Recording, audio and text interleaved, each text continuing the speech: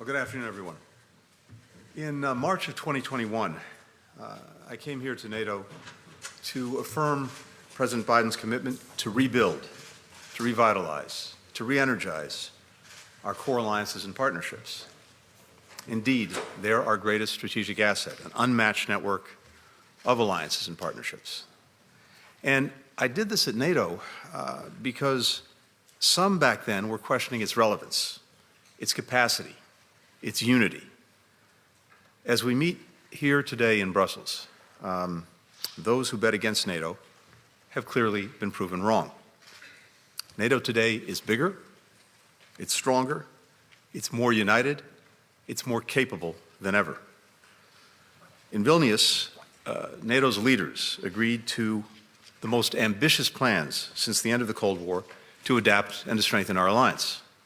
And we're now delivering on those plans. 19 NATO allies either are meeting their Wales commitment or have credible plans to do so by 2024. In other words, devoting 2% of their budgets to defense spending. That's 2/3 of our alliance. Allies are increasing contributions of forces and other capabilities. We are working together to boost our joint industrial defense capacity. We've added our 31st ally, Finland, and the 32nd, Sweden, will soon be among us. NATO will continue to adapt to meet 21st century challenges, threats, whether it's Russian aggression, coercion from China, challenges in cyberspace, terrorism, the entire gamut of things that we have to be concerned about as an alliance. And in fact, it's this capacity to evolve that has made NATO the world's indispensable alliance for 75 years, and the actions we've taken at Vilnius and that we're taking here over the last couple of days are setting NATO up to remain that indispensable alliance for the next 75 years. The meetings here this week focused on critical steps that we can take to advance NATO's revitalization in time for the historic Washington Summit, the 75th anniversary summit that'll take place next year. First, we focused on NATO's enduring support and commitment to Ukraine. And I have to tell you, listening to all of our colleagues around the table, every single one expressed strong, enduring support for Ukraine. Some are questioning whether the United States and other NATO allies should continue to stand with Ukraine as we enter the second winter of Putin's brutality. But the answer here today at NATO is clear and it's unwavering. We must and we will continue to support Ukraine. Ensuring that Russia's war of aggression remains a strategic failure is as vital today as when the Kremlin launched that war almost 2 years ago. Now, our adversaries are not standing on the sidelines. Most of the drones that we've seen used in the biggest ever drone attack on Kyiv just last weekend, those were made and supplied by Iran. North Korea is providing significant arms shipments to Russia. Stakes for all of us are clear, and again, I heard this from everyone around the table, and we must send an unequivocal message. No country will be allowed to redraw borders by force. That's an interest of every single ally around the table. It's an interest of many countries beyond this alliance with whom we've been working since February of 2022. And it's also why we're accelerating efforts to enable Ukraine to stand strongly on its own feet, militarily, economically, democratically. Even as we're supporting Ukraine's fight today, we are helping them build a military that is capable of deterring and defending against aggression far into the future.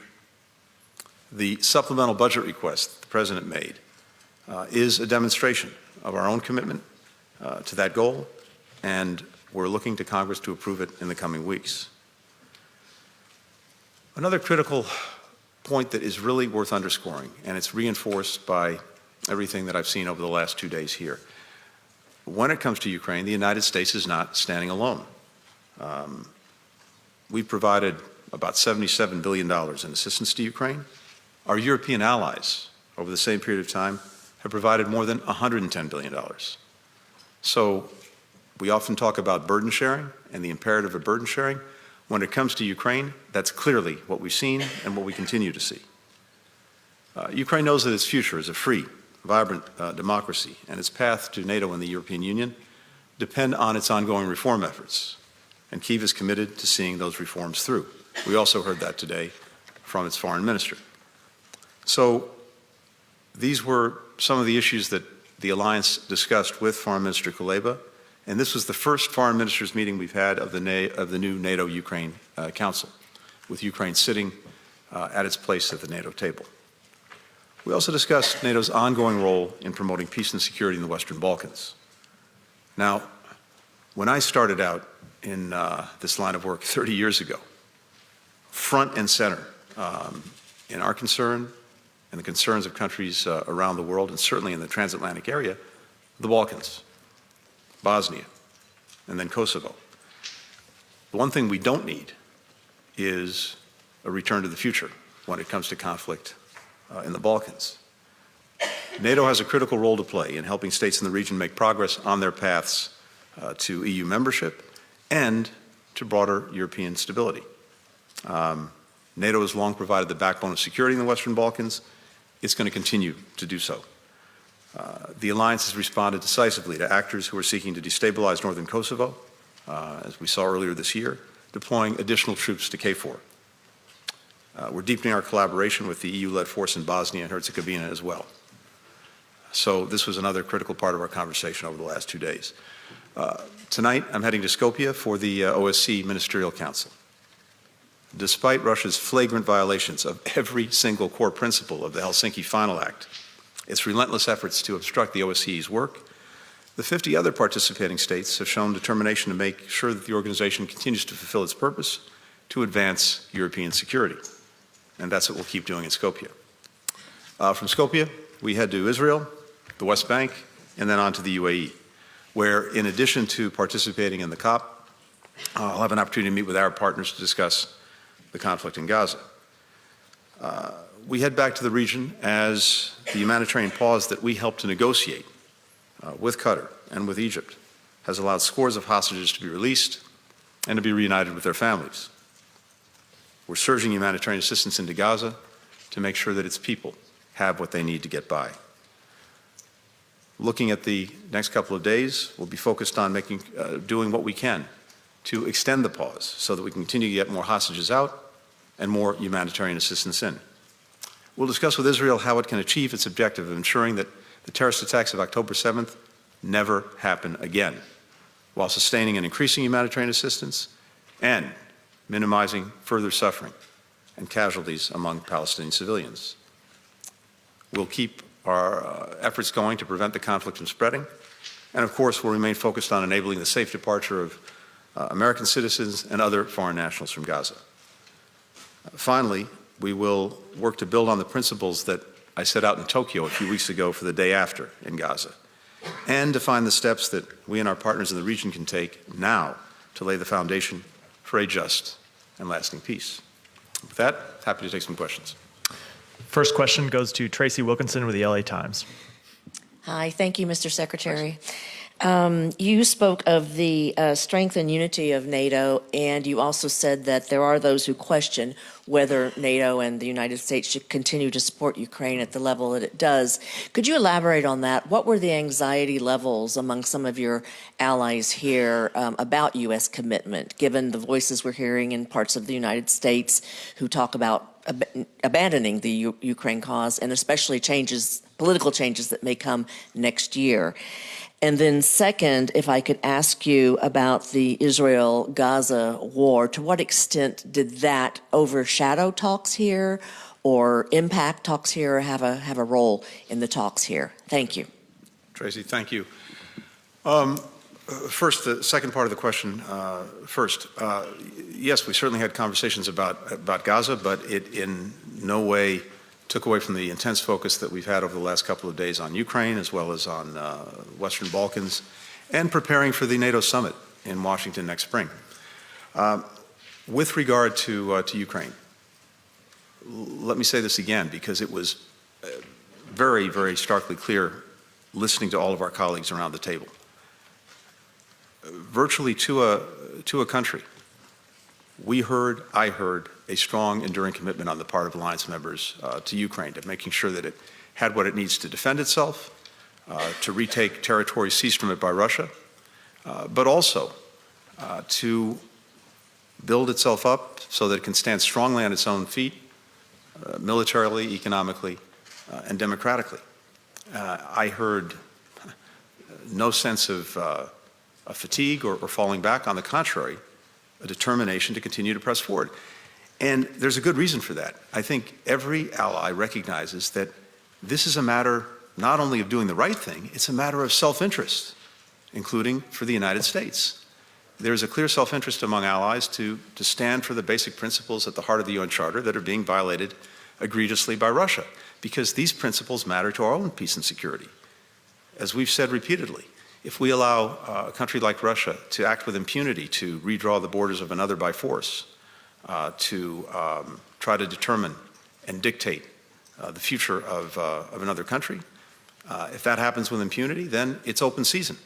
And any would-be aggressor, anywhere, is likely to draw lessons from that. That's why it's been so important to us, but also to every country around the table, to stand strongly with and for Ukraine. And I heard nothing to suggest the contrary. And when it comes to the United States, what I continue to see, what I continue to hear is strong bipartisan support in both chambers of Congress for Ukraine. And I think you heard Speaker Johnson address this just the other day, which is very encouraging. So we have work to do to move the supplemental budget request that the President made forward. We're determined to do that. And again, we're determined to do that because it's so clearly in our interest. And Congress, time and again, when we've gone to them, has stood up and delivered. And we expect that to happen going forward.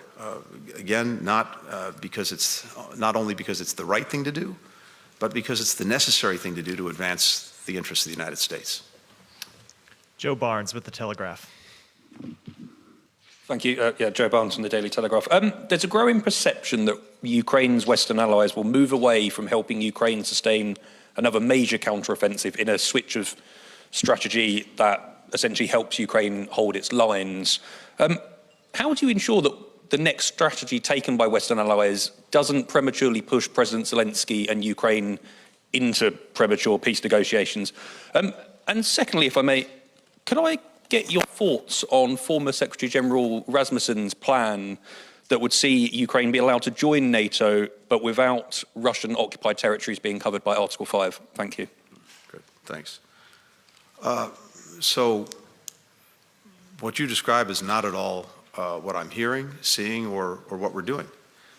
The NATO countries individually, and we have now more than 50 countries that are, many of them, of course, NATO members, others not, who have been almost from day one fully part of the effort to make sure that Ukraine has what it needs, not only to defend itself against ongoing Russian aggression, but to help enable it to retake territory that Russia seized from it.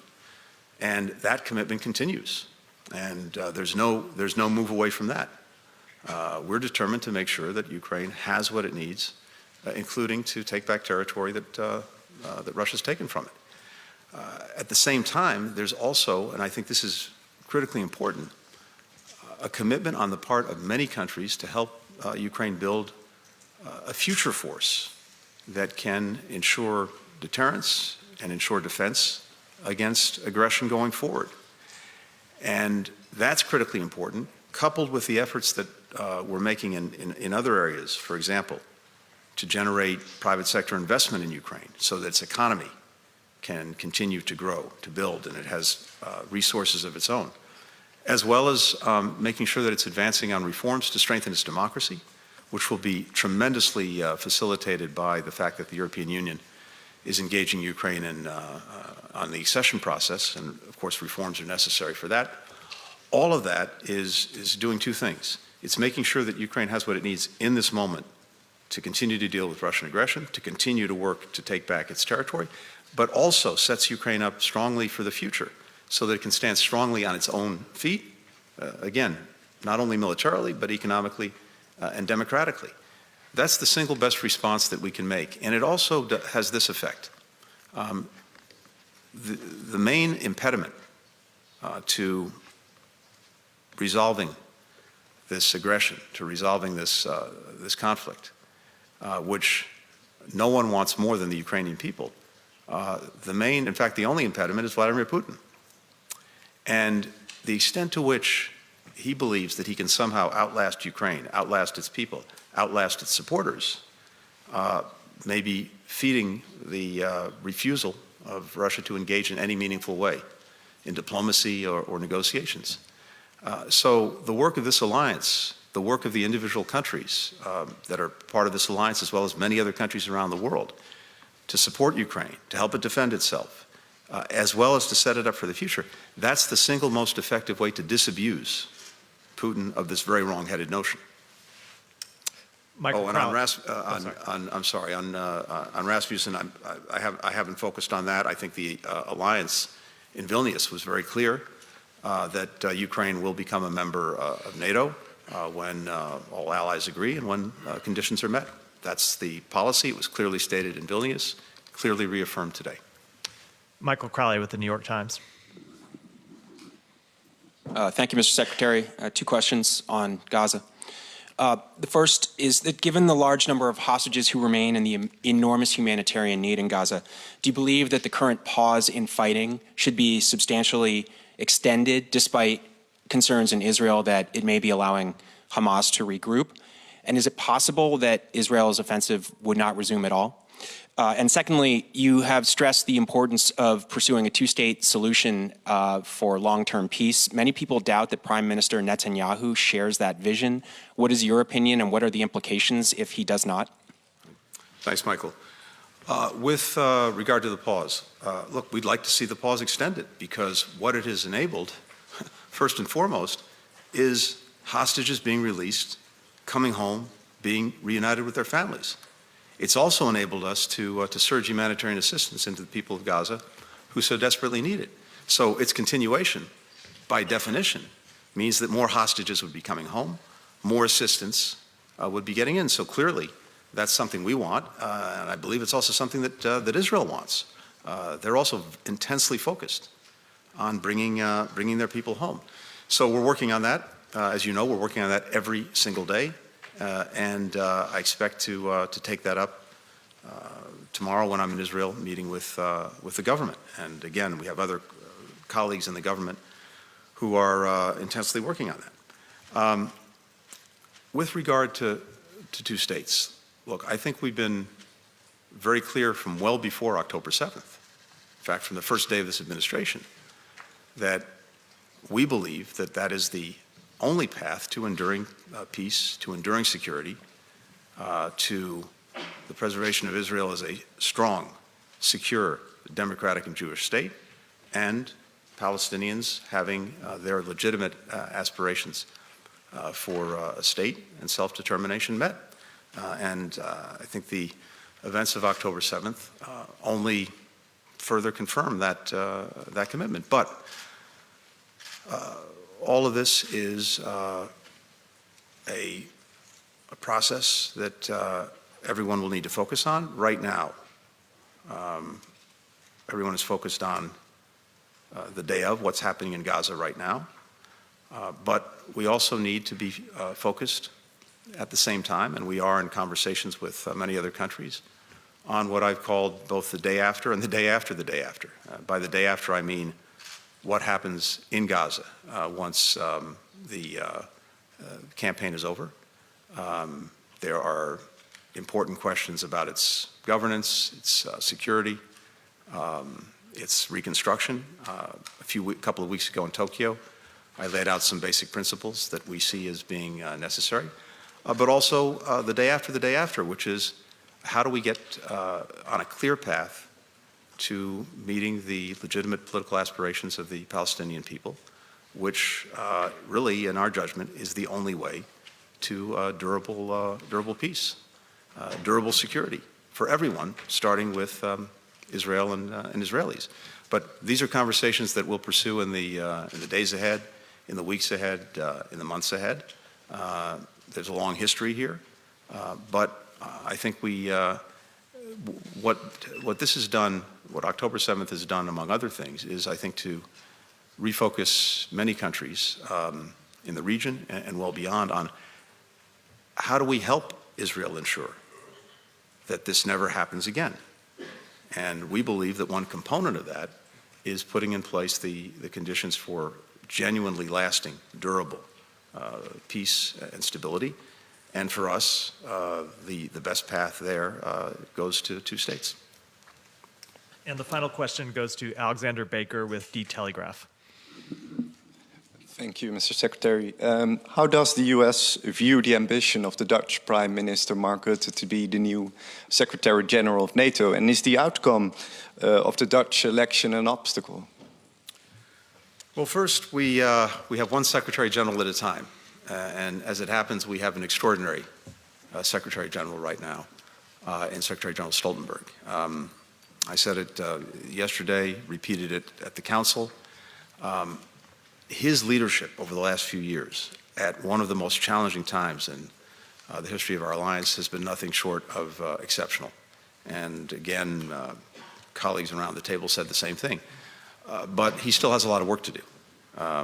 As we head to the Washington summit, which is still many months away, we're focused intensely on that work and on working with the Secretary General to make sure that we have a successful summit and the alliance continues to deliver on the commitments that its leaders have made, particularly the Vilnius summit. With regard to the future and the next Secretary General, I'm not going to comment on internal deliberations within the alliance. We will work that out. We'll work on it together. And I would expect that by the Washington summit, we'll be in a position to talk about it more clearly, more directly. Thanks. Thank you all. What about Sweden as a NATO member?